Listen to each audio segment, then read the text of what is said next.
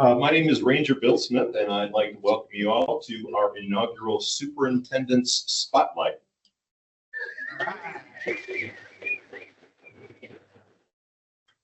Something to look forward to besides tonight, only 5 days until the winter solstice. Shameless veiled plug for our hike Saturday at 3 p.m. at Kimball Beach parking lot. 94 days until spring and 186 days till summer. Tonight, Indiana Dunes National Park Superintendent Jason Taylor will host the first of several public programs to be presented each year. The series is intended to engage local communities and other interested parties with a behind-the-scenes look at park stewardship, important happenings, and other operations at Indiana Dunes National Park. For tonight's spotlight, we'll have a presentation on the history and the status of Mount Baldy, discuss current park challenges, and present a range of potential solutions, and also present park's intended path forward. The night will end with Dr. Taylor hosting a panel Q&A session, a few technical instructions and information before we begin. Number one, this meeting is being recorded. So if you object to participating in recording, please, you can leave the meeting at any time. All participant microphones and cameras are turned off, so please place all questions in the chat. And if you're in this room, please hold your questions until the end, and all questions be addressed in the Q&A session that follows the presentation. Closed captioning is available. If you prefer to view captions in a separate window, please use the link in the chat or activate them on your personal device. Jeff just mentioned that there is a link in the chat to connect to you with closed captioning. So it is now my pleasure to introduce Superintendent of Indiana Dunes National Park, Jason Taylor. All right, so the first disclaimer of the evening, we've never done this before. We have all kinds of technology rolling. We're trying to live stream the meeting at the same time while we're having a meeting in person. And so, yeah, let's just see. Let's see 15 minutes in if we're still excited about it. So we're trying to be responsive to two audiences at once, online and in the room, and hopefully it works. Is this the idea of the superintendent's spotlight is not supposed to be a one-off. Right? We want to do this regularly. And so I'll get back to that in just a minute. So I should follow my notes here. So just to say, first of all, thanks for coming. Thanks for being here. Thanks for showing interest in the park, what's happening kind of behind the scenes, and just showing up and being in the audience. It means a ton to all of us at the park. And sorry, I got distracted by the slide changing. It means a ton to me and a ton to all of us for just showing up and caring. That's the first most important thing.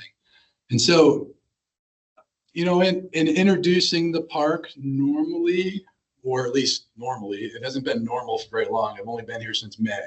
So I've been evolving how I introduce the park, but I've settled into this language, and I want to kind of sort of read it to you. And these aren't, it centers around the idea of sand and steel, right? And that idea didn't come from me, but I borrowed it and evolved that into my awareness and thinking and how I talk about the park. So I just would normally say, welcome to the land of sand and steel, a place where nature and industry coexist, where steel mills that won world wars and still support a nation sit adjacent to the 5th most biodiverse national park in America. A place where you can enjoy a day in many different ways with your family, or sit quietly listening to the waves lap or crash, depending on the season, along the shores of the 5th largest freshwater lake on the planet.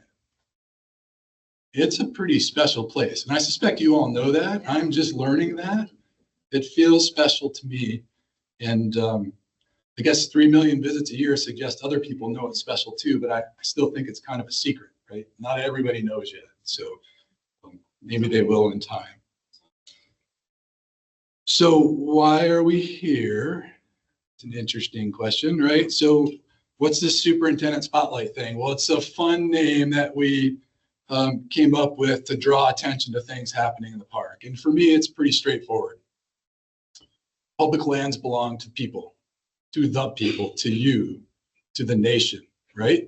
Public lands belong to the people. You should know what's going on in the park, and transparency is critical from my perspective. And I think everyone at the park shares this ideal. So when and if we can share about topics that are important to all of you, we will. We will. Whether it's important to communities or individuals, we will share if we can. And you know, I can say with no uncertainty that my third day in the park, in my first discussion with a reporter, I was asked, "What are you going to do about Baldy?" And I said, "What's Baldy? Right? What are the issues?" Right? And so I said, "Just give me a little grace here, give me a little time, and we'll come back around." And so here we are, right? 10 months later, or 9 months later, whatever it is, since May. So I hope that this idea of a spotlight is, again, not a one-off, that it's just the beginning of a conversation with the community and communities and people and folks interested in the park. So what do we want to do this evening? We want to do three things. First, to share, which is this first topic that's queued up here. First, to share about things in brief, in kind of rapid fire form, things that are happening around the park, things that are going on right now that might be of interest. And to be fair, there are hundreds of things that are happening, and I plucked 6 out of the list, just things that resonate with me that I thought you might want to know about. And each time we do one of these, we'll pick some and share updates. And there's not a way to do this yet, but hopefully at some point soon, there will be a way for you to say, "Hey, in that spotlight thing that you're doing, could you give us an update on this or that? We'd like to know more about this or that." So this, what's going on around the park. Second is to take a deeper dive, not a deep dive. We could spend hours and hours and hours talking about Mount Baldy, but a deeper dive. So a 20-minute presentation followed by 20 minutes question and answer kind of conversation, something like that, to talk about Mount Baldy. And I'll just give you the bottom line up front. We need to move sand at Mount Baldy. We clearly need to move sand at Mount Baldy. And so we hope to explain why. That's the goal of this evening. So third is to have a conversation in a panel question and answer forum. So we're going to talk up here for a while. You can hold all your questions to the end. A bunch of folks are going to come sit up here, and whether it's the briefs or about Baldy, we'll try to answer whatever questions you have if we can. You got to remember that there are people online too. So this is our first try. The spotlight idea, content formats likely to evolve. We're going to learn from tonight and hopefully make it better next time. So here we go.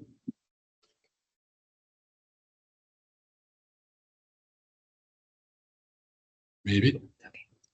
You got it? I think so. Oh, here you go. Got it. Okay. So the first place I want to go is to the far west end of the park, the west. Oh, I was going to start with a quiz. Okay, we'll get the quiz next time. I was going to ask, what's the westernmost visitor facility in the park? The Douglas Center, right. So the Douglas Center, things are happening at the Douglas Center. If you haven't been there or haven't been there in a while, let me just quick aside. The first place I went when I came out to look for a house was Miller Woods in May with lupins galore. It's like, it'll change your life, right, if you let it. And so super special place in the park, clearly amazing. Over the last few years, we've made new investments of over $3 million at the Douglas Center, most recently to install this friendly fellow here, which is a new bridge which connects the parking lot to the Douglas Center in Miller Woods. It was installed late in the summer, and just last month we had a ribbon cutting, and the bridge is now open for public use on a daily basis. And so even if you're not going to the Douglas Center, but you want to hit Miller Woods that we were just talking about and walk all the way out to the lake, the bridge will take you there. What else do I want to say? So the center, if you haven't heard, is still open 9 to 4 on weekends. We intend to reopen full-time just after the first of the year. We have a little bit of an internet challenge over there. And once we get the internet challenge dealt with, we plan to open the center up full-time again. And we will start taking reservations on January 13th for environmental education programs at the Douglas Center for April and May. So good things happening there, good things coming. Let's see. I was supposed to go there for all that. So this place, anybody know what this place is? Yes. It's the lodge at Camp Goodfellow, right? So the Camp Goodfellow Lodge. So this, let me start with this. So if you haven't seen several iconic structures, several cultural resources, like deep history kind of cultural resources in the park are being rehabilitated right now. We had a $22 million investment from the Great America Outdoors Act, $22 million being invested in restoring these structures to the Secretary of Interior standards for historic structures. So full rehabilitations or full, well, let me pull back on that. Full rehabilitation for one and then partial for the other two. So construction on this and the next two I'm going to show you started in this year in 2024.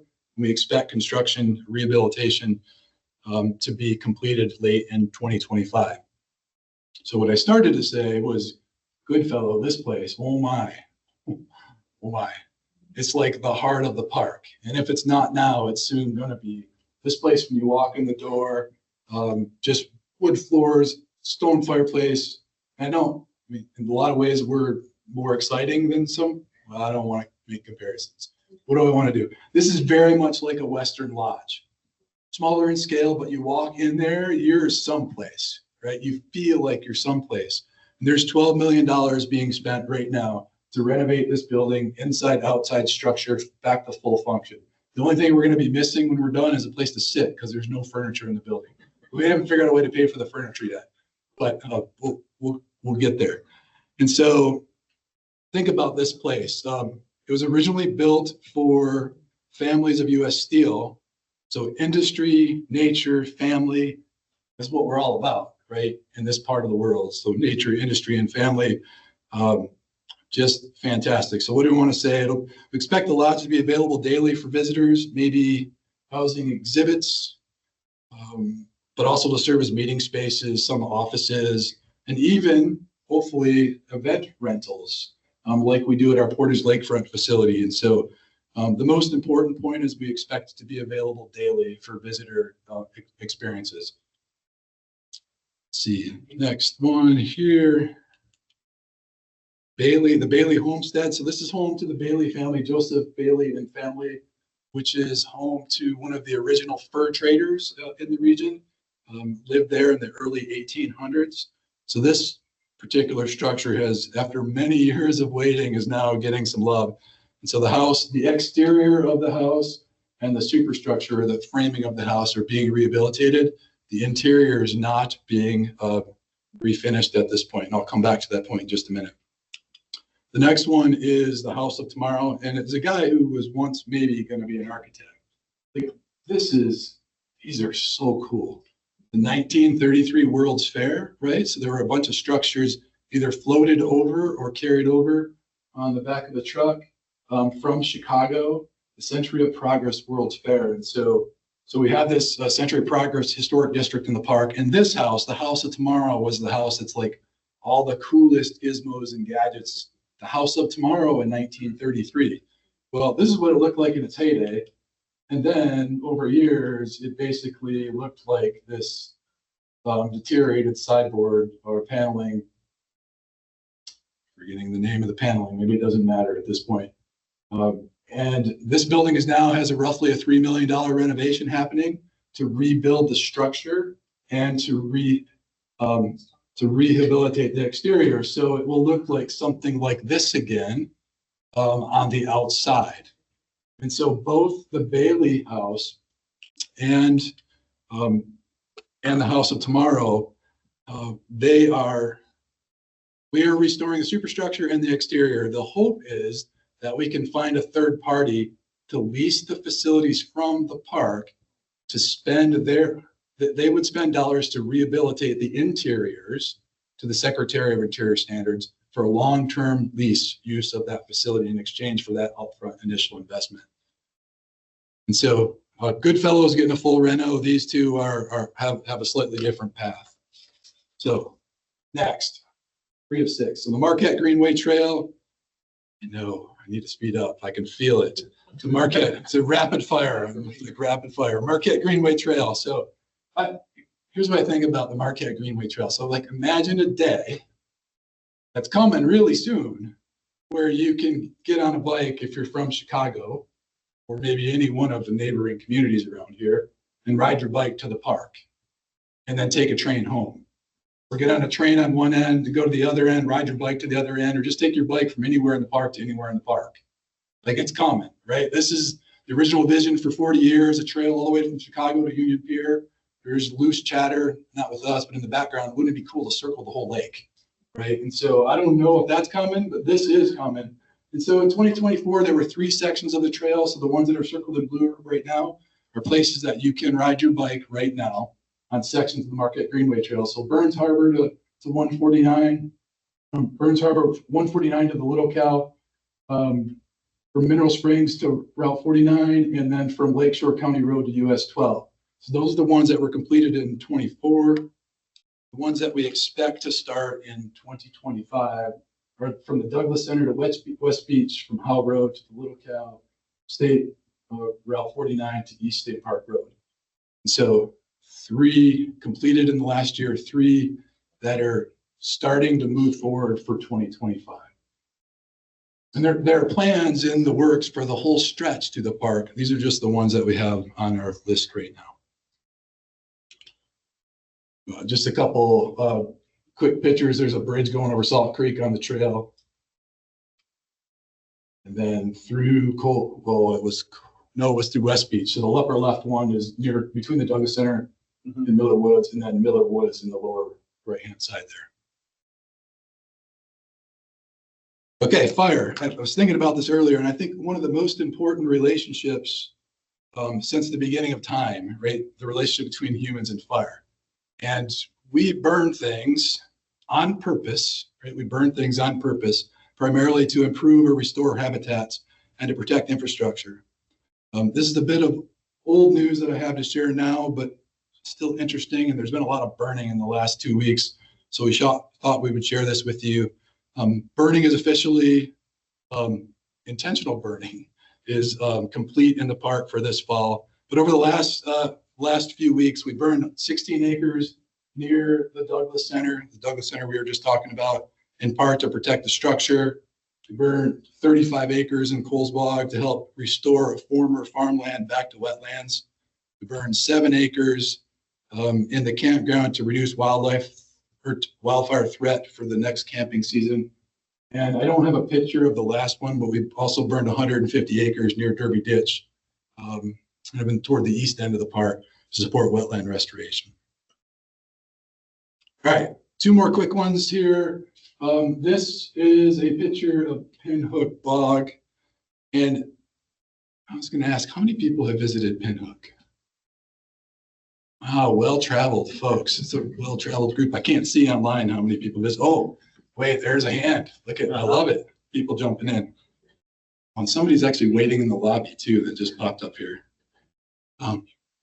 Okay, so did you know, well, of course you know, you've all been there. For the people who haven't been there, did you know that in the bog you can find carnivorous plants, tamarack trees, and more species of orchids than in the state of Hawaii?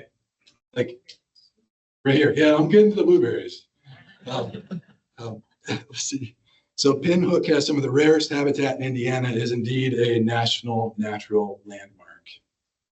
What Pinhook shouldn't have is cultivated blueberries. Whoever said blueberries? They were planted there years ago. So we're in the middle of a 3-year project to remove 22 acres of invasive woody vegetation from the bog, which includes blueberries. And then the last of the quick hitters here is just commercial use authorizations. And so I'm thinking about this in this way. If you have an interest, if you or know someone who has an interest in helping to make a great day, each day, for 3 million visitors a year, and you like to make and sell food, boy, I have an opportunity for you. So right now, we have an open application period for snack bar operations at West Beach and Portage Lakefront for the 2025 and 2026 seasons. So it's a competitive commercial use authorization process. And the application for this, if you're interested or know someone who is, must be completed online in the portal. And the open period for applications is December 3rd, which of course we've already passed, to January 9th. There are people in the room who know the nuances of this process. So if you have questions when we get to the question and answer section, they can take over and answer questions on a detailed level. Okay, so I really badly want to stop and say, are there any questions about that first note? But I'm not going to, just so we can make sure we get to Mount Baldy, which is where we want to take the deeper dive. I'm going to hand it over to Rafi, and I'll see you back here in just a few minutes. Here you go, Rafi.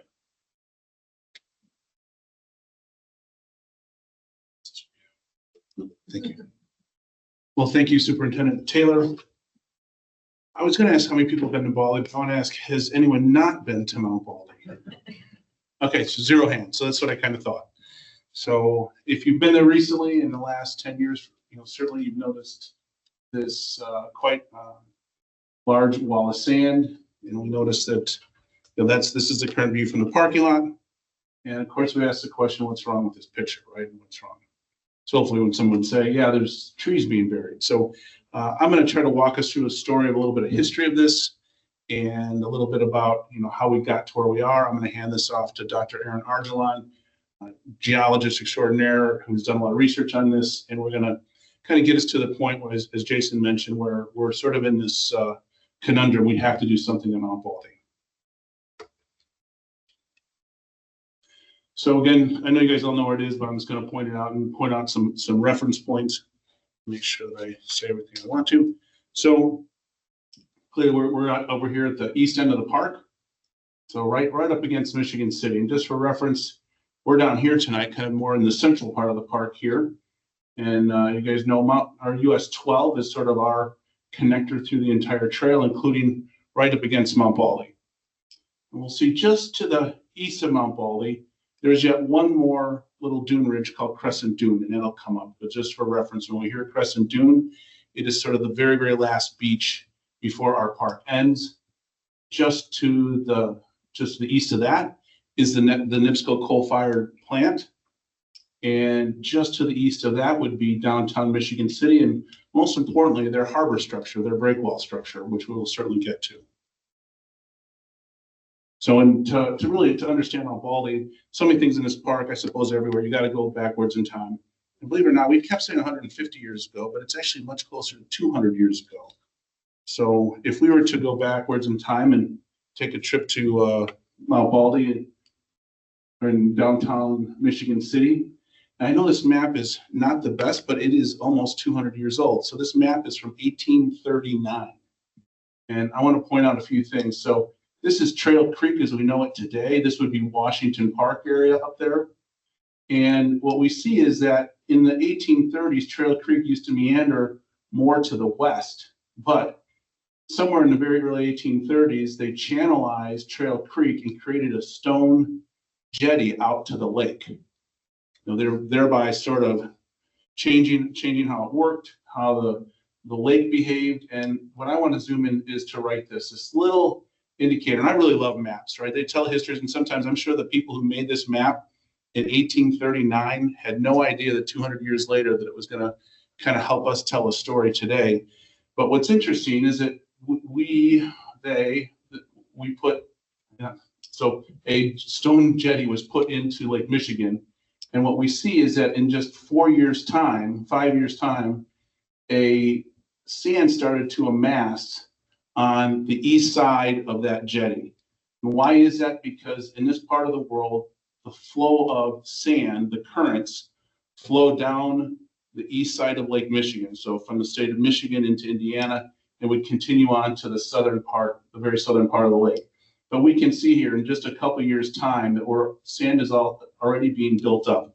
And it's sort of one of those things in nature is a lot of times if you start storing stuff someplace, you're going to start removing something else. There's like equilibrium. And so when you have any sort of a structure out in the lake, we start to get buildup on the upward side of the current, and we start to lose on the downward side. And we'll see this very, very clearly on the next slide. So I want you just to remember that.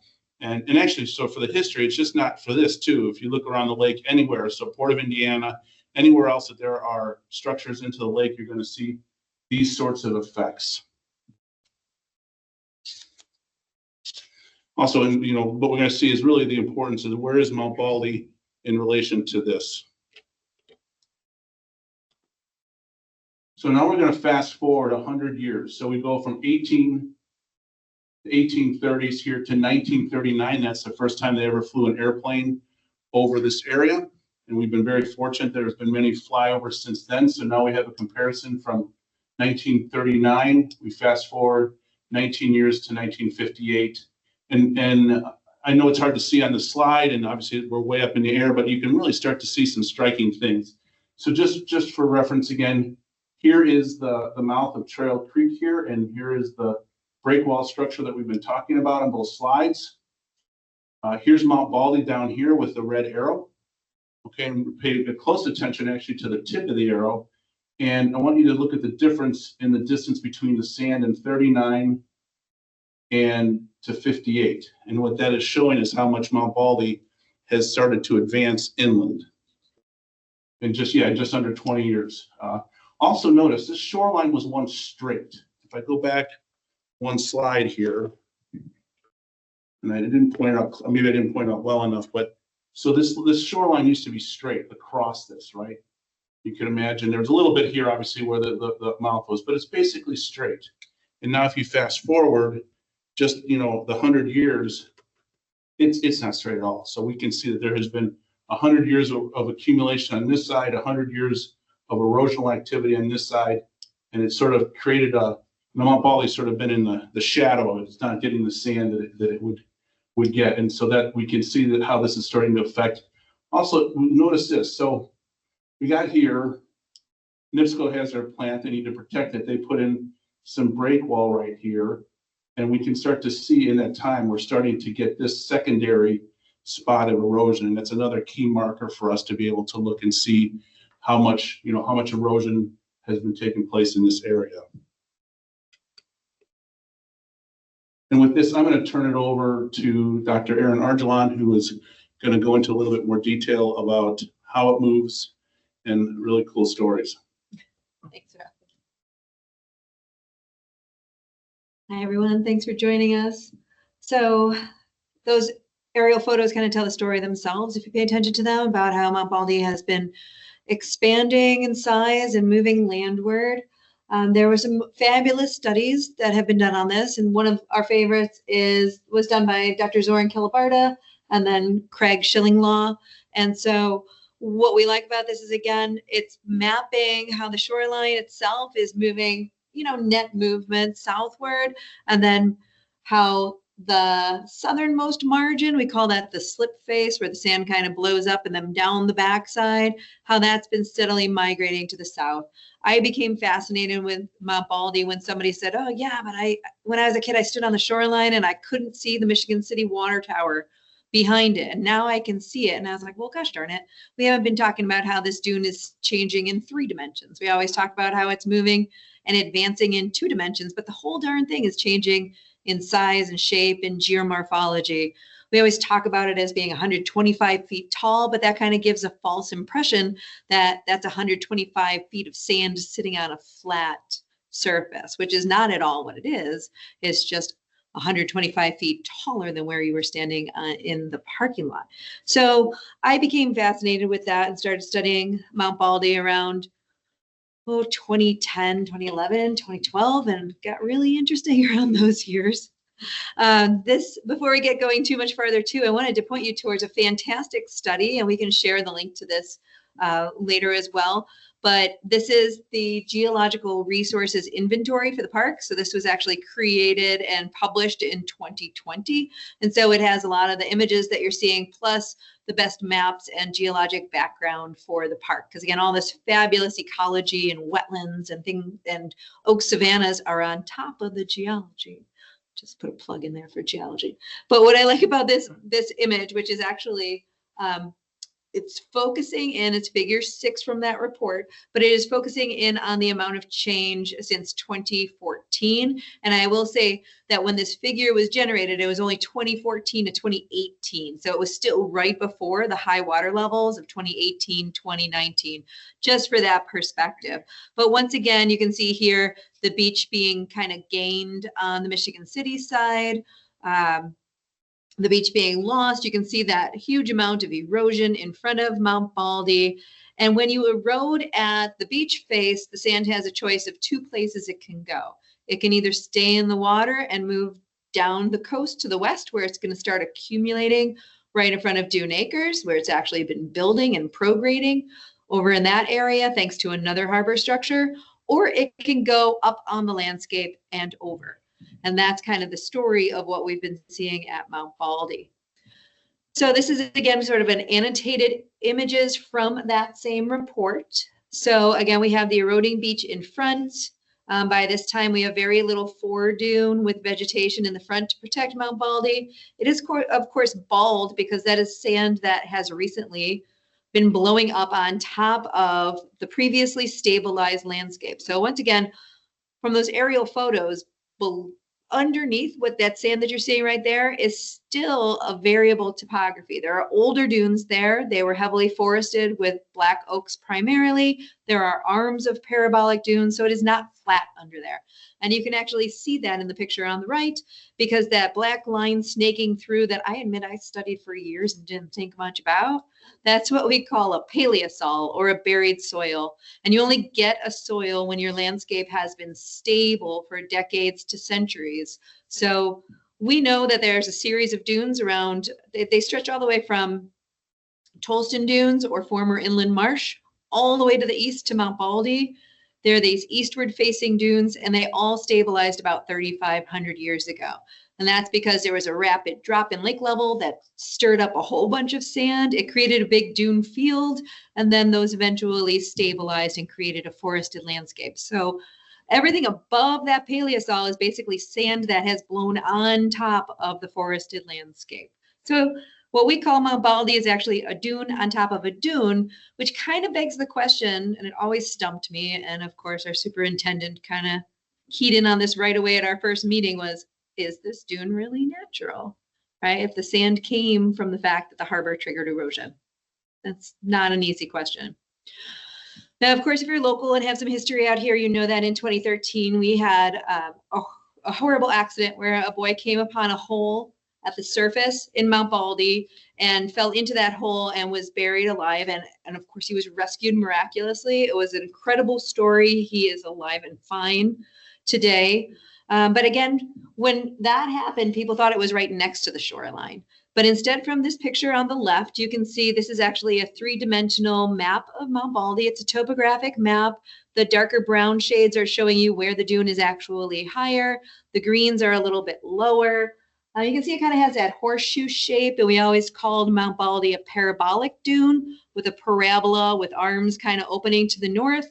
And then, of course, we've got this slip face on the backside, which you see from the parking lot when you drive in, which is where the sand blows up from the beach side and then cascades over the crest and down the backside.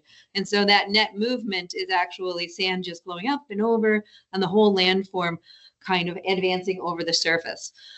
So after that accident, again, of course, we had been working on this geomorphology thing, the change in size and shape, but we're like, man, we have to understand the inside of this dune, which we call the stratigraphy of the dune. So the best way to do that is with ground penetrating radar, which you see on the upper picture in the middle. And then also with geoprobe cores, where we drop a core down and essentially we go through the upper fluffy stuff, which is the stuff that's blown up in the last 200 years. Eventually the core would hit the paleosol, or those ancient dunes. It would rod right through that into the stabilized older dune below, and we'd be able to pull up a sample to kind of ground truth what we were seeing in the ground penetrating radar. And this little print that you see on the right is what I think is our best study from that. And again, this work was done primarily by the Indiana Geological and Water Survey and Dr. Todd Thompson, with much of the mapping being done by Matt Johnson. And then we had archaeologist Bill Monahan with us as well. So kind of the money shot from that whole study is this internal stratigraphy of the dune. Let me go back for 1 second. You see on the left there, that north-south running line is called the west transect. So we went from the lake to the top of the dune. Actually, we went the other way, but that's neither here nor there.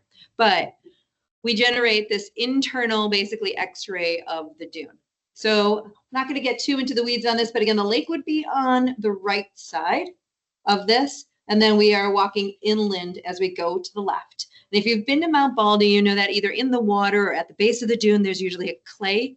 So back when Mount Baldy was, or that whole shoreline had advanced, there was a barrier beach that trapped a lagoon behind it and created clay. After that clay was formed, that's when the sand dunes moved in around 3,500 years ago. And so what you see in the salmon color is the 3,500-year-old dune deposits.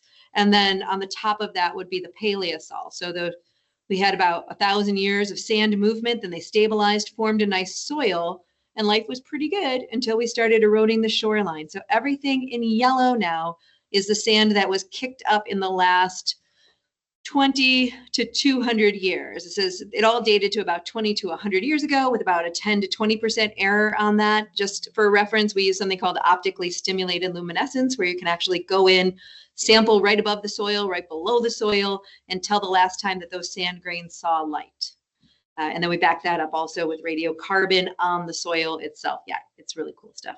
But again, it kind of tells the story right there where it's like, all right, everything that we know as Mount Baldy is actually a dune on top of a dune. And, oops, kind of mobilized there. How far did it go? Mobilized there because of the movement. So in that same study, again, our superintendent told you we could talk for hours on this, but I won't. A big part of that study was understanding, again, this is basically a pile of sand moving over our landscape. In fact, over the years, it has flattened. It has changed from a parabola to more of a dune field. I don't even call it a parabolic dune anymore. And so the whole thing is kind of changing as that supply of sand just sort of gets redistributed over what's lying underneath it. And so to understand that better, we found a 1970 map, and it had 2-foot contours. So that means we knew every 2 feet of elevation, which was just such a lucky find, 1970. We digitized that, and that became like our base layer. And then this was just about the time that LiDAR was coming around. So LiDAR imagery, you fly a plane, you bounce the light down, you can, depend on your wavelength of light, you can strip off the trees and buildings and just get bare ground return. And so basically we have our base layer, and then we have the one that we flew, and you subtract them and you get the thickness of your sand. And that is kind of the story of Mount Baldy, is what's happening to that layer of sand that's sort of moving over. So you can see in 1970, that whole site looked completely different. So it would have been about 4 years after the park was founded. There's an abandoned road is marked up there right at the base of the slip face. So that road no longer exists. So there were buildings in there that were abandoned and demolished because of the advance of the dune and as part of the founding of the park. You can also see a little ridges in there. So those are other parabolic dunes that have stabilized in there. So again, not a flat landscape underneath. So by 2013, you can see that it's overtaken that whole area that where the old abandoned road was. And by that time, we have built the circle drive at Mount Baldy and the bathrooms. And then you fast forward to 2018, and you can see the advance towards the parking lot. You can also see the yellow kind of showing up there in the bottom left of that picture, which is showing you this is the thickness of sand. So that was important to understanding risk for those tree holes. So you can see by the yellow that it's actually flattening out. So the thickness of sand is decreasing. Green means you were relatively safe from a dangerous situation. Yellow was like a kind of a risk, and everything red was where the sand was 5 to 20 feet thick over the Paleosol. So kind of the height of what a tree trunk would be. That's what that interpretation was for. And then on the right here, you can see the 2020 aerial imagery, where by the time we had the pandemic and we had actually closed a lot of the locations, you could see, or I shouldn't say they were closed. They were not actually closed, but we were, by this time we had the sand on the road and you could no longer start to use that circle drive.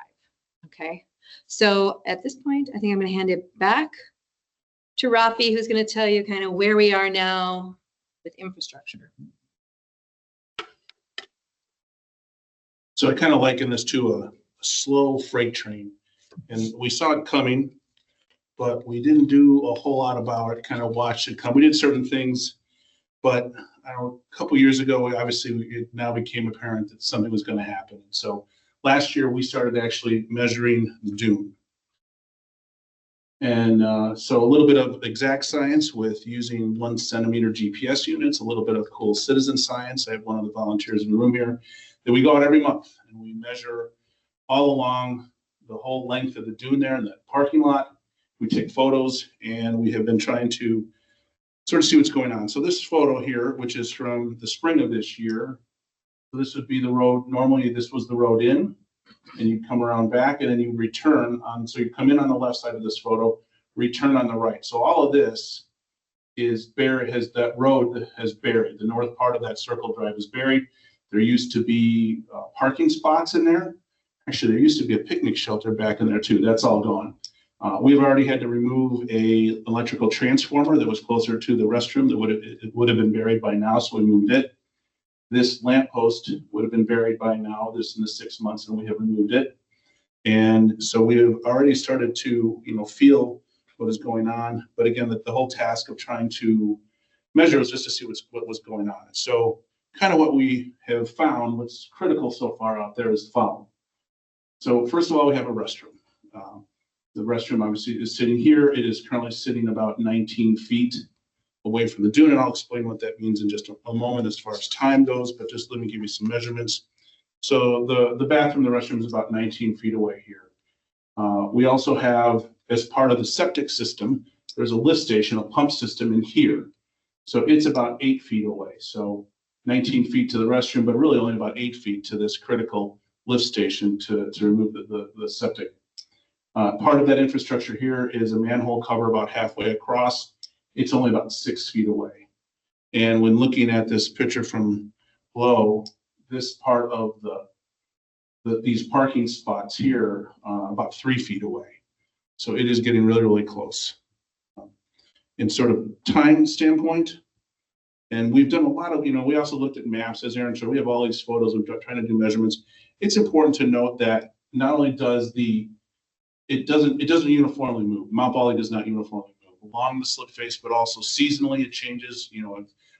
Strong storms in the fall. Actually, sometimes in the spring, the freeze thaw cycle moves it. But on average, it can move 10 feet a year. So it's not like measured in inches. It's measured in feet per year. And so what we're looking at is certainly that edge of the parking lot is certainly less than a year for sure. We're going to start impacting additional. We've already lost about 15% of our parking spots. We've already lost that return part of the circle, but we're going to start to lose parking spots within a year. We're going to lose this critical part of the septic sewer system here in about a year at the top. So we're going to maybe 2 years until we get into the lift station, and maybe 3 to 4 years until it would be to the restroom itself. And I was going along, but we have an incredible engineer here named Augustine, and he likes to remind us of stuff. We go down a path and he brings in reality, and he said, well, if you wait until it gets right to here, right to the manhole cover, you can't get infrastructure and you can't fix it. You're going to be fighting sand all the time. So it's actually worse than that. And we need to do something now while we still have the opportunity to get people, to get equipment, to make decisions and get it done. So with that, that's kind of the current situation. I'm going to turn it back to Superintendent Jason Taylor.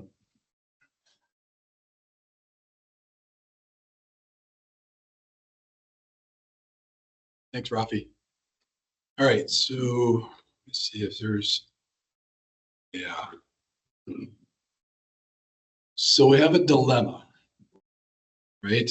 Or a bit of dilemma. We have an impaired dune that's marching south because of human influence that started way back in 1839, right? When I first, that slide that Aaron showed of the cross section, that blew my mind when I saw that. So I'm like, so you mean 3,500 years ago, there was a forest here. It was stable. Everything was good. The system was physically stable. And only because of erosion at the lake kept eroding the front face, the sand got loose and then pushed it over top. So it's not, dunes move naturally. This dune should not be moving, right? So that's an important thing to remember. So buildings and sanitary structures are soon to be literally impacted by sand, right? Some in less than a year, as Rafi shared. If we do nothing, visitor use will be impacted in coming years.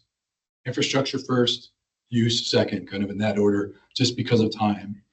So it's worth saying doing nothing is not really an option for us, because what I mean by that is doing nothing starts with bringing heavy equipment in there and pulling out lift stations and septic lines and septic field later down and removing a building. Like, we're not going to let that infrastructure be buried under the sand. So doing nothing for us means removing a bathroom, sanitary sewer that would be buried under sand. We're just simply not going to leave it there. So here's the question. Here's the crux of this whole thing. What do we do when there's no right option? Right? The challenge of stewardship in national parks, or maybe around the globe. So here's what we do. Here's what we do, at least philosophically. We remind ourselves that visitor experience is our passion and resource protection is our priority, right? Those two nuggets are really important for us.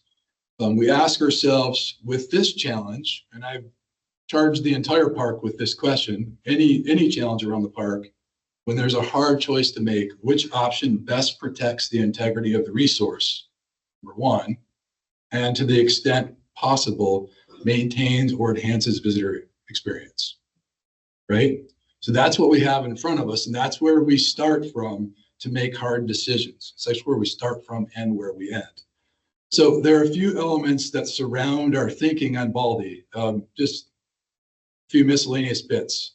So one, Baldy is an icon, right? It is an icon. It's tradition. It's generations of families. This place means a lot to a lot of people and has for a very long time. We know that. Whatever we do here has to be fiscally responsible. It's very expensive to move sand, right? Or to tear down structures, or to pull infrastructure, or to move infrastructure. We have to be fiscally responsible. We are committed to maintaining access and visitor experience at the far east end of the park closest to Michigan City. We are committed to that, right? Should it be at the current Mount Baldy site? There are options there. We're going to talk about that. And we are committed to finding a resolution that either eliminates impact to resources, natural and cultural, or at very least dramatically minimizes impact to natural and cultural resources. So fiscally responsible, maintain access, maintain visitor experience, and protect resources. Like, that's kind of our charge in front of us. And so to figure out how to move forward, we assembled an interdisciplinary team of experts within the park, and it's amazing the experts we have in the park here, and engaged experts at our regional office also. It's part of our process for when we're evaluating a project anyhow, but we got help from those folks. We walked the site, we had lengthy conversations, engaged more experts, considered and evaluated options, ran calculations many times over, talked with the Army Corps, I'll come back to that in a minute, and determined a desired path forward. Just kind of in a nutshell what's been happening over the last 8 months, or maybe months before I got here, but in my time here. So we could do a couple things, and I have 4 options for you. We could move infrastructure southward, the current infrastructure that's there, that's going to be impacted by the dune, so away from the dune, right? Buying a few more years. So we can spend a lot of money to dig up infrastructure or pick up infrastructure and move it south to buy us 3, 5, 7, and maybe 10 years if we're being generous. Probably not 10 years, but so the dune's going to continue its march south if we do nothing. So I just back to those 3 variables. So for me, moving infrastructure southward, and I think about resources, that's a positive benefit to resources there, right? We're going to leave the natural and cultural resources intact. Visitor use is probably a plus, just plus minus here, right? Just kind of working through this. Visitor use is a plus. We're still going to have the infrastructure there. People are still going to be able to access Mount Baldy. Investment, the number of dollars we need to invest for a temporary fix, when we know for certain it's only a temporary fix, has a huge negative, right? So move stuff, which we can do.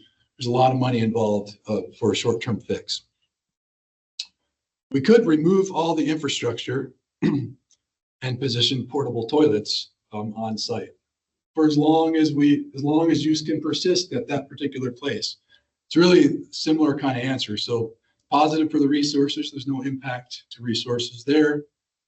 Probably a negative to visitor experience, going from a nice bathhouse that's, keep hearing we have the cleanest bathrooms in the National Park Service. So this is a good thing, right? It might be harder with the porta potty.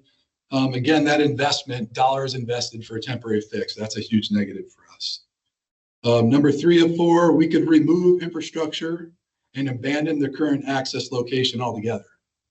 So if we did that, back to that commitment to maintaining access on the east end of the park, we'd want to build a new parking lot and a new trail to the lake. So it's not undisturbed habitat there, but there are many decades old unfragmented woodlots, forests in that area. And we really don't want to build a new parking lot and a new trail through unfragmented forest, right? That just doesn't compute with the resource protection model. And so if we were to remove the infrastructure, build a new parking lot, build a new trail, it would be a huge negative to resources, probably a positive to visitor use. You get a new facility, new access point, plus minus for dollars invested. It's going to cost a lot of money, but it's, maybe worth the investment. So it's really the resource hit there. And then the 4th option, which I've already told you is the punchline, is to move recently deposited sand from the existing parking lot. So major plus for resources. If we did that, we would literally be having heavy equipment on hard packed asphalt and moving sand that's only deposited over like the last decade. Visitor use is maintained, same facility, same place, actually more parking, right? More access on busy days. There would be more opportunity for people to use Mount Baldy. In fact, we would gain some of that space back. I don't know exactly where the picnic shelter was, but there could be a picnic shelter there again. Not a decision. I just learned about the picnic shelter. And the plus on the dollar is it is expensive to move sand, but it's the least expensive option, we think, because it's investing in a long-term fix, which I'll come back to. All right, so this is one of Augustine's engineering drawings. And so the idea here, and really this is the last content slide. I guess I'll restate this. So given the considered options, pending final approvals from regional office, I still need my boss to say that he's good with this, and much needed support and help from the Army Corps, we intend to move sand from the parking lot and put it back on the beach where it belongs. And so that sand, the purple line right now, is roughly where the sand is today. And so we would want to get heavy equipment in there, loaders and dump trucks, and basically just excavate the sand off the existing parking lot, put it in trucks, run it around, dump it on Crestwood Beach where we're doing beach nourishment anyway. And as an important aside, that sand is now being trucked in from Adrian, Michigan. So we think it's kind of cool that you could take sand from here. There's a perfect match to the sand that's up there and just move the sand around. And so what do I want to say? So this is a maintenance issue for us, albeit a very deferred maintenance issue. We should have been moving sand all along, and we just weren't for whatever reason, and we need to now. And so we'll need to move a lot of sand, a whole lot of sand. And something on the order in this first year, something on the order of 40,000 cubic yards. Part of that is moving it off the parking lot, but all the colored lines are when you move it from down below, sand from the top is going to fall down. It's going to keep falling down to this angle of repose. The angle of the sand stabilizes itself, right? And so it's not just the sand in the parking lot, it's whatever comes with it when we take the sand off the parking lot. We're aware of that, and that's the 39,000 cubic yards comes from moving all the sand that's going to fall down plus off the parking lot.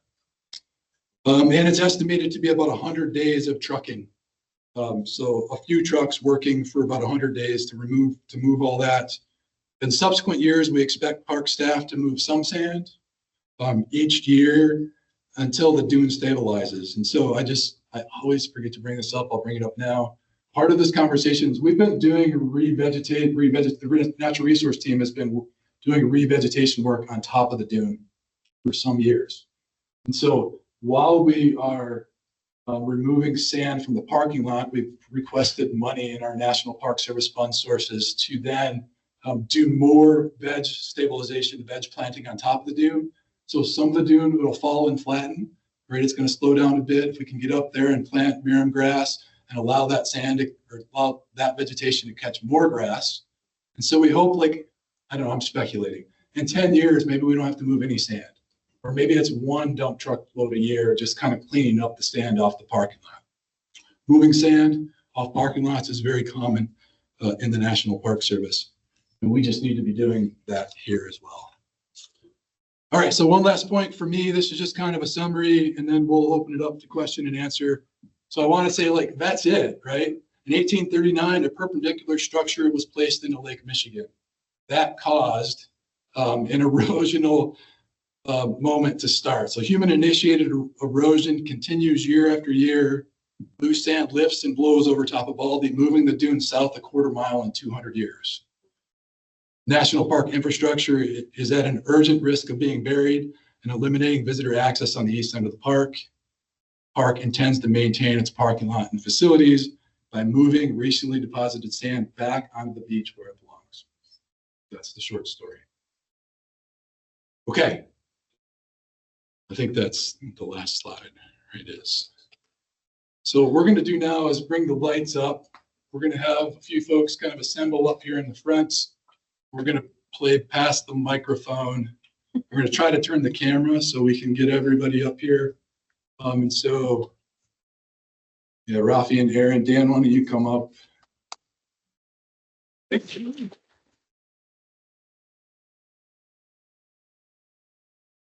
We're just going to sit here, and if we had, Campfire. well, I was thinking if we had a visual of a campfire,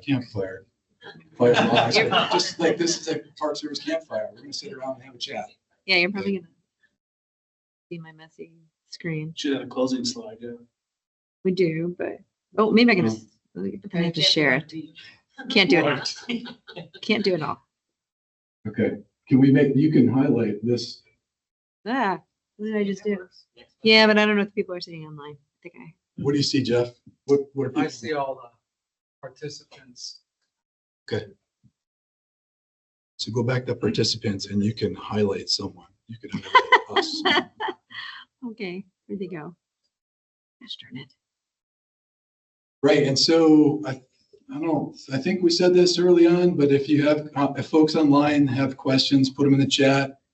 Jeff's going to pull them up as we go and we'll try to intermingle.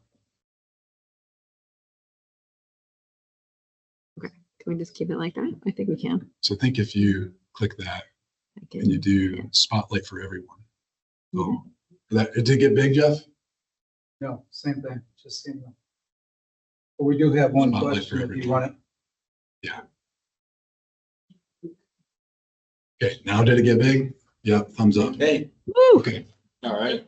I think we got it. Talking about sand was the easy part. All right, come on, Eric. All right. Who else? And we can pull other folks in uniform up to the desk if we have questions. Yeah, so first hand was back here. So is the Warren Dunes and the Sleeping Bear Dunes the same process, or is that something? Aaron, repeat the question for folks online. Sure. The question was, are Warren Dunes and Sleeping Bear Dunes the same? No, they're not. So we're something called a lake plain system because our shoreline was very flat and it was an embayment. And so it has very shallow slope to it. And so if you go to someplace like Sleeping Bear, they're in something called a perch dune system where their dunes are actually on top of glacial till. So like theirs actually grow when lake levels are high and it chews away at the till beneath and kicks sand up. Ours grow when lake levels are low and it exposes a bunch of beach and then blows the sand up. So they are very different. There's a great paper by Alan Arbogast that kind of explains that. So I can pull some resources for some folks, but yeah, we behave differently. Somebody else needs to keep track of hands. Bill, you have to call me.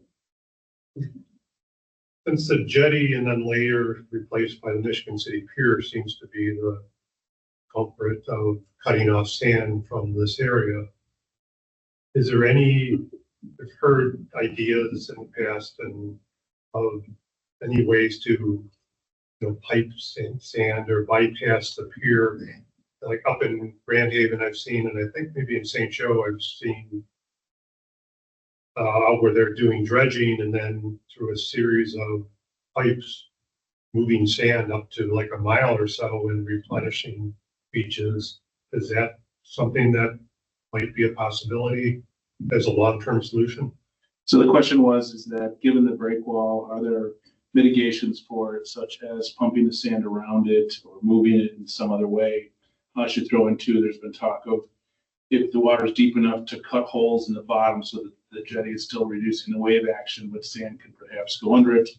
I'll give you kind of a short answer, and Dan has actually been in this game longer than I have, but I do know there's been a history of trying to do that. There have been promises. It's extremely complex because it is so multi-jurisdictional between the state, the Army Corps, the National Park, the local municipalities, and it's a lot of money, and it has to be done in perpetuity. So I think it's a very difficult question that, at least locally here, the region has never come to a consensus, or at least a time where everyone got together to make it happen. So about, I think about 12 years ago, I'm starting to lose track of time in terms of when we did our shoreline EIS, but this was the very thing that we talked about. We spent about 2 years studying this very issue. Sand bypass systems, that's what you're probably referring to. What was that, Bert? Okay. Dan doesn't need a microphone. Yeah, sand bypass systems are one of the things that is used in some areas. If you go down to Florida, especially along some of that shoreline, you've seen examples of that. A lot of it is, very costly, to be truthful, but there are technological solutions. But what the bottom line conclusion of the shoreline EIS was that beach nourishment, basically what we're doing here, is probably our best option at this point. Yes. So just an extension of that, and you guys might know more about this than me, but in fact, I know you do. The Army Corps is testing a number of artificial reef systems. And so the idea is if you get sand where it's missing, can you keep it there? Can you reduce the wave energy so the erosional physics of the wave energy is reduced? And so yes, getting sand from one place to the other is something we need to do, but then in some places we need to try to slow the process of erosion or cross-shore sediment transport in some places to keep the sand there. And the Army Corps has got a number of studies underway right now to test out different devices or installation that might help us with that wave energy. Yes. As the quality gets further away from the lake, will it slow down or eventually stop? Everything I know is through Aaron, so I got to pass it down. I don't have a solid answer for it, but I tend to think. Repeat the question. Oh, repeat the question. The question was, as Baldy gets farther from the lake, will it slow down or stop moving? I don't have a solid answer for that, but I do believe it will run out of sort of sand to move. So it's again already sort of flattening at the top, which is kind of changing its whole physiography. And this is something when I talk to a whole bunch of dune geologists too, they're like, well, we never talk about how the underlying topography dictates where the sand above it will go. And we really haven't thought about it in that way. Again, sometimes we talk about these dunes still almost like the ones out west where they're just going across kind of flat landscapes.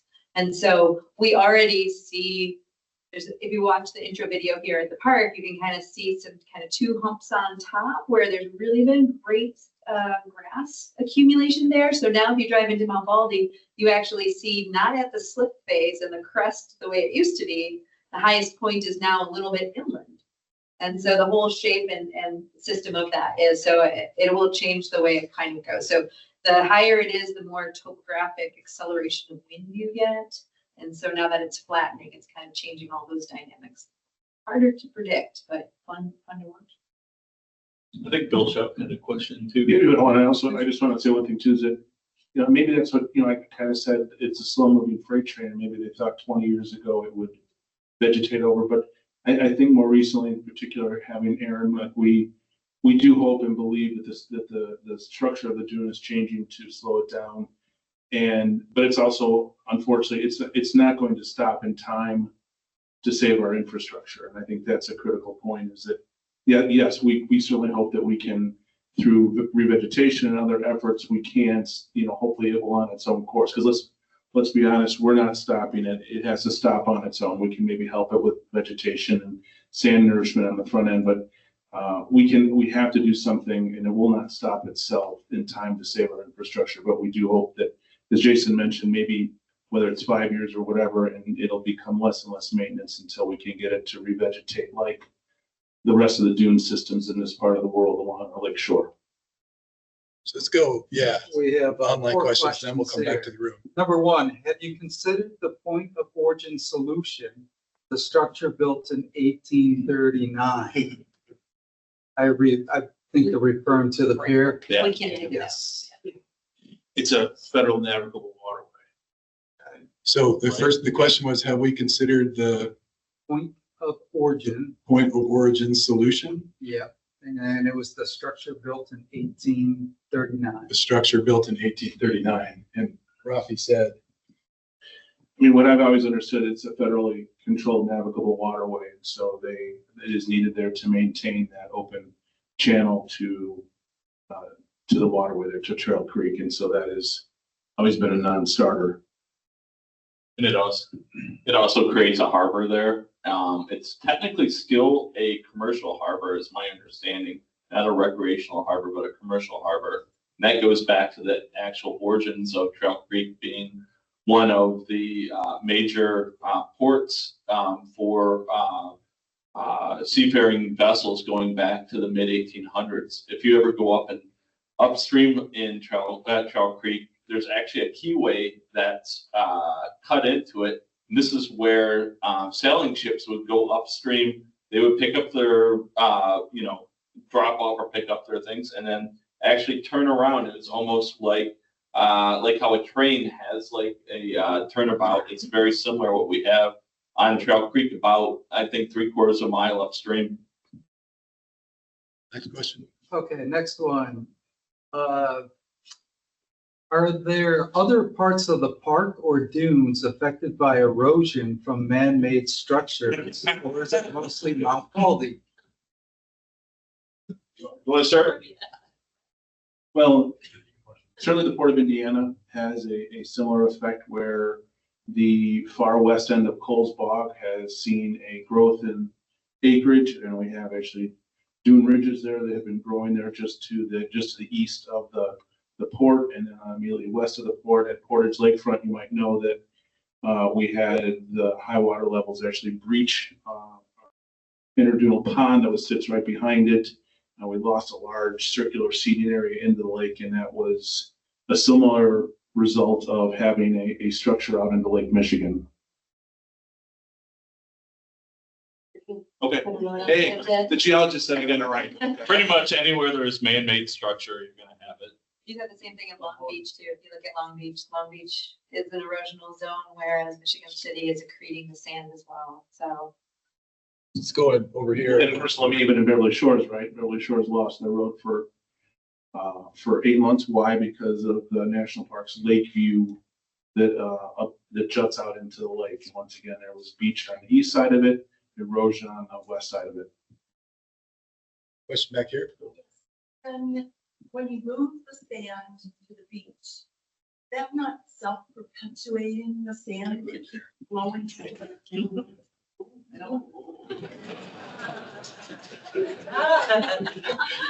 Come on.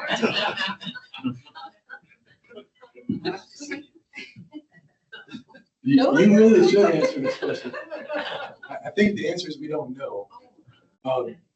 and maybe there's a chance of that. Right now, the beach nourishment's actually happening east of Baldy, so in Crescent Beach. And there's a study also going on right now to determine, so that beach nourishment has been happening year after year after year, and the sand keeps going away year after year after year. So there's a study happening right now to figure out where that sand is going. So maybe there's a chance that it comes back up and over, but as that dune stabilizes and revegetated, there's more grasses that catch more sand to keep it from going up and over the top, right? And so we don't know exactly where the sand is going. We can speculate, but we also think with the work we're going to do on top, that if it did start up and over, that we could stop it before it goes all the way over. That's my speculation. Is that okay? It's fine. Okay. I can say that. No matter what. I can say so. I can say so. So as far as I understand, the two beach nourishment has sort of been agreed upon, right? And so that had to happen as an agreement. And so using the right sand from the right location sort of makes sense. And then the same thing we've been seeing, it's really fabulous to go. So I recommend that you go with a ranger-led hike too, because you'll notice that now the lower part of the dune at Mount Baldy is revegetated very, very nicely. In fact, it revegetated very nicely up to where the paleosol is exposed, because that lower, older dune is more compact, it has more nutrients, it holds water better than the fluffy stuff that's up above. Whereas if you go halfway up Baldy, you'll see it's bald again, and it's kind of blowing out in the middle because that was actually between the arm of some dunes underneath it. So it's kind of scouring in the middle and then building up on the back, and then there's another arm there too, and it's revegetating, so it's pretty complicated. So again, back to the point, most of that sand, I believe that is at the lake shore now, is getting hung up on that front end and rebuilding a legitimate fore dune, which is super, super helpful. You know, another thing that's really interesting is we just had another 2018, 2019 record high water level. So there's some work now looking back at those water levels to see how far did they cut back into Mount Baldy, because back to the point of should we just rip out the pier, the shoreline it's been adjusting itself. It's been taking sand from one location, putting it just to the west to re-straighten itself now between two artificial barriers. So it's reestablishing its new straight, its new dynamic equilibrium. And so ripping out a harbor structure would almost undo 200 years of adjustment that the shoreline has been doing in that time. And then of course the other port went in 130 years later. So that other segment from kind of Portage Lakefront to Miller Beach is kind of doing its readjustment too, but it's just on a later time. So. Can we go back online and then we'll come back? A little off topic. Is there any improvement for the rookery plant for better water flow? That's a really good question. It's actually something we're working with Shirley Hines Land Trust on currently doing pre-DEPA work, what may lead to an environmental assessment, an EA. And we're looking at possibly doing some remeandering work in the Heron Rookery, which would definitely help with the water flow. That's one of the things that we're looking at. But we've been partnered with Shirley Hines Land Trust, I think for about 2 years now. It's a Great Lakes Restoration Initiative, actually 3 years, funded initiative. And one of the possible outcomes could be remeandering. Yeah, you're good. Yeah, back in the corner. I got a question in relation to the state park blowouts. They seem very similar to Mount Baldy, but older possibly, where they reestablished themselves as stable. Is there any correlation between the two? Jason, what was it? The first part what you said? The blowouts, the state. Oh, the blowouts. So the question was, how does a blowout like Mount Baldy relate to the ones in the state park? And so, yeah, there's multiple generations of dunes. So like the ones that are under Mount Baldy kind of blow out with the wind coming from the west. So they're shaped a little bit differently. Everything that we kind of call the more modern or historic dunes open with their arms to the north. So it's like the predominant winds and strongest winds are coming off of the north. So they are also doing the blowout in the same pattern. So Mount Baldy had kind of that northward opening pattern. So does Central would as well. And then the ones at the state park do also. The difference kind of between what's happening at Mount Baldy and what's happening in the state park is Mount Baldy's in that kind of erosional section where it's sand starved. And so it continues to kind of move that sand around. The state park is actually in the more stable section of the shoreline, which is why you kind of have the forest right up to the edge. And then as you get to the west, that's where by Cowell's Bog, that's where we're getting too much sand coming in. So we started to build these little beach ridges in front of the forest. So yes, the blowout process is the same thing no matter where you are, and it's reflecting the predominant winds coming off of the lake, primarily from the northwest during historical time. How will such a complicated issue change the way the park is marketed to visitors? That's a good question. How will, say it again? Such a complicated issue change the way the park is marketed to visitors? How will such a complicated issue change the way the park is marketed to the visitors?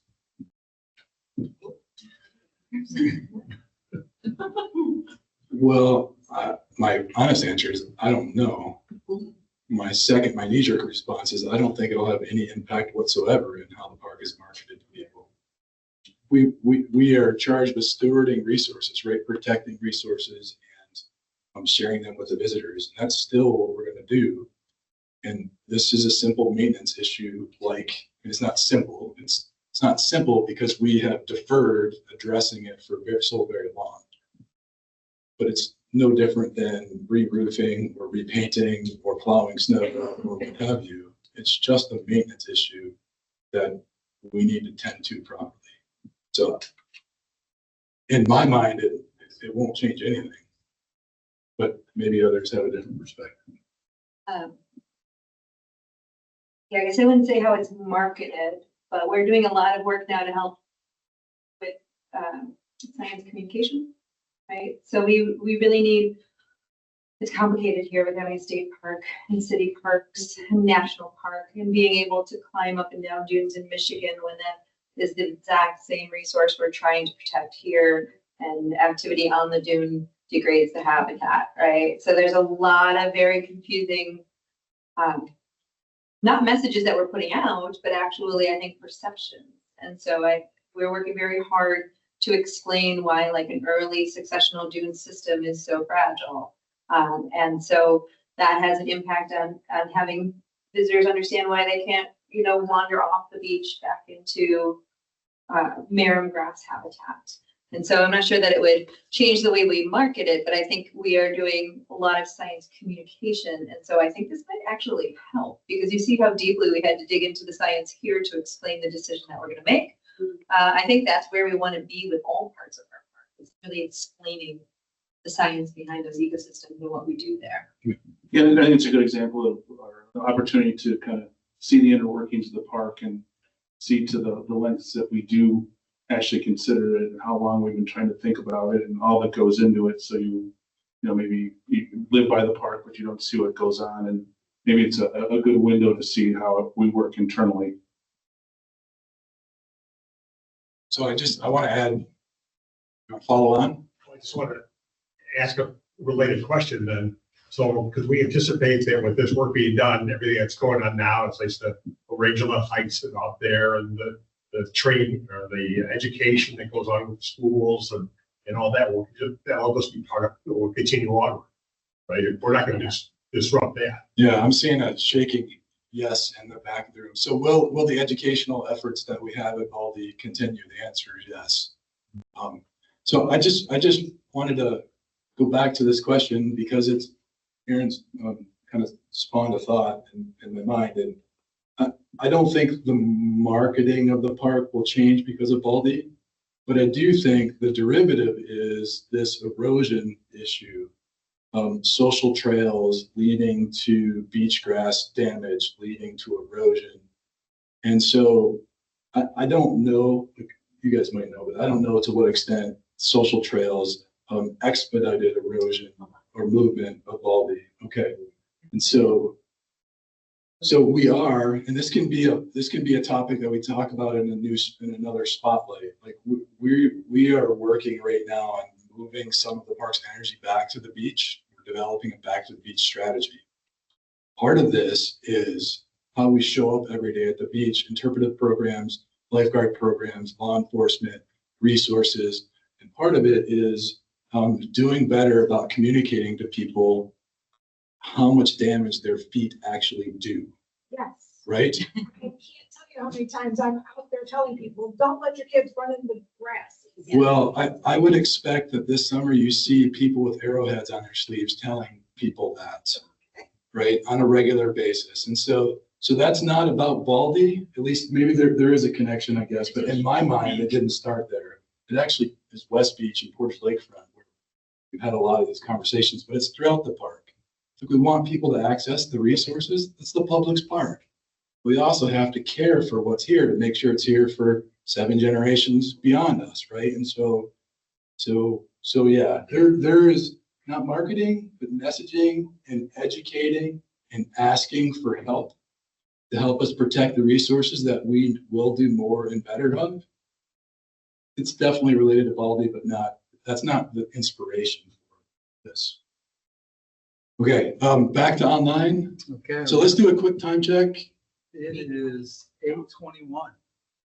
So is everybody okay? We go 9 more minutes and then yeah, okay. So how many more questions do you have online? There's 3 or 4 more. Back to where you discussed the bike trail. Is the plan to put the bike trail through Minoki Prairie, or will it remain on existing paved structures?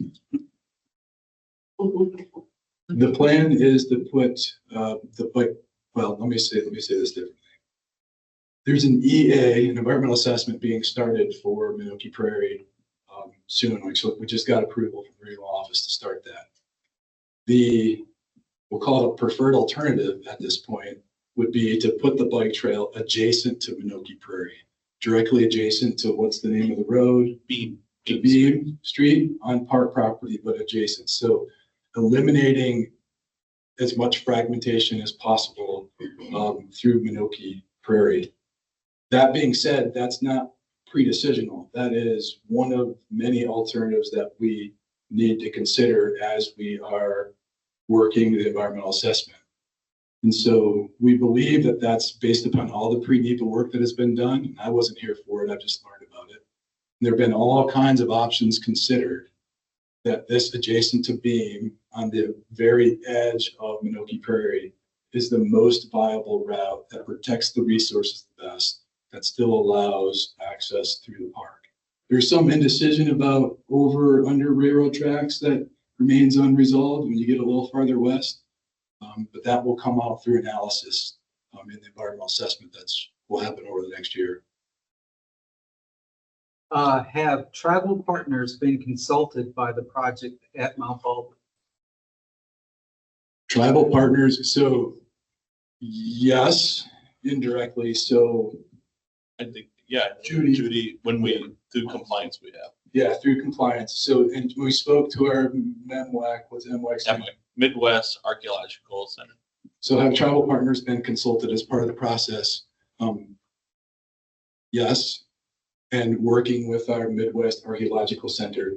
And so, like I'm sorry, I'm stumbling a little bit because I haven't talked to Judy about this specifically. So she has reached out for consultation with each of the tribes. I think I don't know the details of who she's spoken with, but the main thing is that we're not digging into past any soil layer. Yeah, What so the that's, main concern is that this is just sand that has blown up and based on those maps within the last 10 years. So there is we never use the word excavation because we're not going beneath the soil layer. We are working on top of concrete to remove the sand that is on top of concrete. so just for people who online may not have heard that, yeah, so no, it's, the conversation with MWAC in particular, again, I don't know about the individual tribes. Judy is very good about consulting with tribes, so I'm confident that happened. But I do know that the feedback I did get was with our MWAC group, that they did not have a concern, to Aaron's point, because we are moving previously disturbed soil that has been deposited there in the last decade. soil, sand. Yeah. I just got corrected.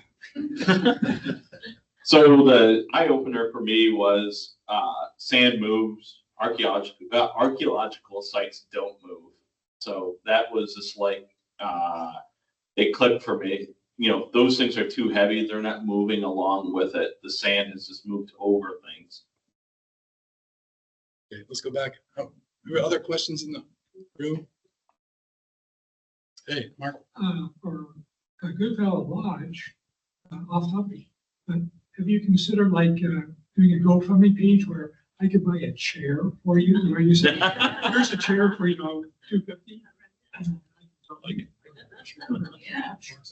So the question was, has the park considered like a GoFundMe site to be able to help outfit the Goodfellow Lodge once it's completed? And luckily Steve Rossi and Gene Brown out of our business services who do this sort of stuff and agreements is in the room. So maybe that's something we can get out to media members. Yeah. I was on wish list. We do have a pay.gov account for donation. Yeah. So please feel free to go there. Yeah, there has been some conversation recently about amassing in fact, we have a donation. Somebody wanted to donate some historical furniture, a very small collection of furniture. And so there was a conversation in the park about, could we pay to have that restored? Right. And so that launched an internal conversation about, well, maybe we could put a call out there to say, if you have furniture from this time period that is of this particular design, if you don't need it anymore, and so on. And so also, like, there will be conversations with our friends group about how they might be able to help us, small capital campaign or something to that extent to raise money for furnishing the facilities. We'll figure out a way to get people to sit in the building when they visit. That's a great GoFundMe. I like it. Okay, how many more? 2 more. Okay, so we're gonna take 2 more and then we're gonna call it an evening. Sure. Okay, so this is a 3-part though. It's like, When will the work begin? How long will it take? And what are the affected areas of closure for the sand? When will the work begin? We don't know. We hope that it's in 2025. The Army Corps is still, I don't know what the right way to say it. I don't want to speak for them. They are working internally to determine if and when they can help us, right? And so whatever schedule they have, even if it's right during the middle of the summer, we have to take advantage of whatever they have to offer because we have to move the sand in the next year. If they can't help us, I'm not sure what's going to happen. We got to figure that out. How long will it take? Well, I think I heard that it's 100 days of dump trucks running around. So whatever that 100-day window will be. And then what was the last one? What will be closed? Area closure. So if it all works to possible plan, the sand would come from the front face of Baldy or the south face of Baldy and just move around right through the NIPSCO facility out onto Crescent Beach. And so there's just a loop there. And so it'd be a minimal area of impact as far as moving the sand. Okay, last question. Last question. Why is only the Crescent Dunes area getting regular sand replenishment when the Michigan City breakwall impacts a far wider area? You guys know that? Yes, well, also Chris raised his hand, so. So when the Corps was required to do nourishment there because of the federal action of that breakwater. Hold on. We need to give you a microphone and repeat the question. So Deputy Superintendent Chris Vergil's joining us. So the Corps was required to do nourishment as a result of the breakwater in Michigan City. The scope of that work is limited to from the breakwater to the very east side of Michigan City. The thought was to place that sand on the eastern edge towards Crescent, so whatever erosion or sand movement occurs would work down to that whole area past Central and down towards Michigan City. With this new study that they're talking about doing this next year, we asked if that area of placement could be expanded, and right now the way it's legislated to them through the further funding is limited to Michigan City to Beverly Shores. That project is only of a limited time frame. I think there's about 20 years or less left of that work, and then they'll stop doing that work. But the breakwater will remain, so we'll get to see what happens at that time.